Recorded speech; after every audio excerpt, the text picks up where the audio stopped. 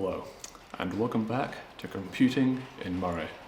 This time, I'm at Code Wizards, where we're going to be going over programming and back-end game development, also known as the fun bit. On we go. So just starting off, give us an introduction. Who are you and what do you do here? Cool. So I'm Craig Barron and I am the head of operations here at Code Wizards. My name is Phil McDonald. I'm a developer here at Code Wizards. Yep, so I'm Ian, and my role here is Game Tech Lead. How does your role incorporate the use of programming?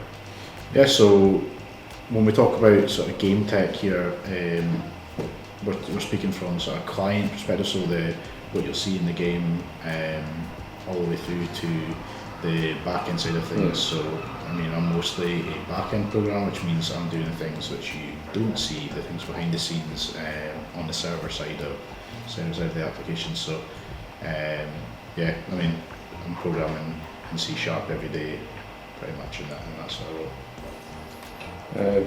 Just for anyone who might not know what back-end development is, do you think you could give like a quick summary? So description? Back-end developing to me is, you know, everything which is working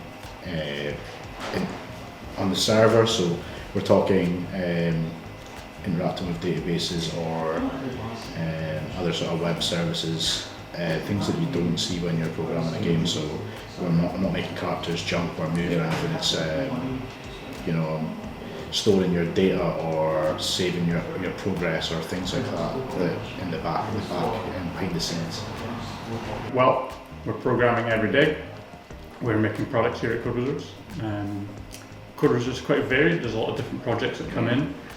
Just now, I'm working on a Unity C# based project, but for example, the other teams, they might be working on Unreal projects with C++.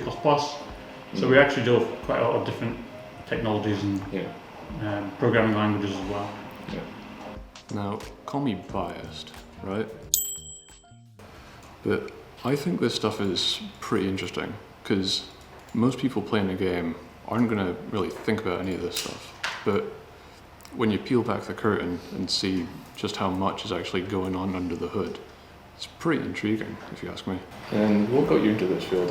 What path did you take to get here? So essentially, I left school when I was 16, and then I got a job at Hunted Cow. Started working there.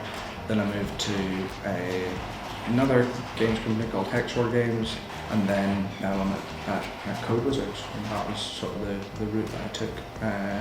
Didn't think I would end up in games, but the sort of challenges that you get in the games industry are quite big, so you get to do all sorts of different problems to solve every day, so it's really varied and really enjoy it.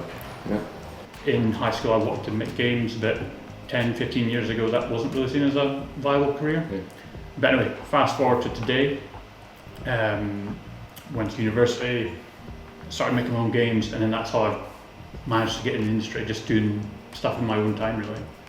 And do you have any advice for people who might want to get into this field? Yeah, I mean, I would say right now, in this day and age, making computer games is probably the most accessible it's ever been.